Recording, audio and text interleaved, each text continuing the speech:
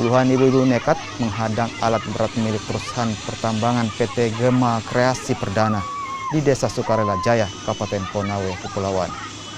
Salah satu warga sempat histeris dan jatuh pingsan saat menghadang alat berat yang mencoba menerobos masuk ke lahan warga.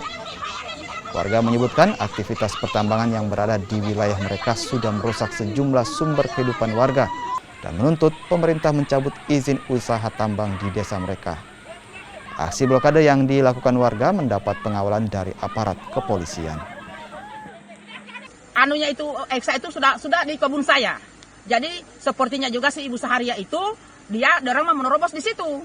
Jadi bagaimanakah? Kita ini bertahan demi kami punya hak. Toh kalau memang tidak hak di masyarakat itu, dihapuskan Pak, dihapuskan. Dihapuskan itu undang-undang berapa, ayat berapa, hak asasi manusia. Supaya bebas ini tambang masuk. Kita itu butuh minum, butuh mandi, butuh memasak. Jadi susah itu Pak. Dia orang mau melewati kasih kabur kami punya tempat air.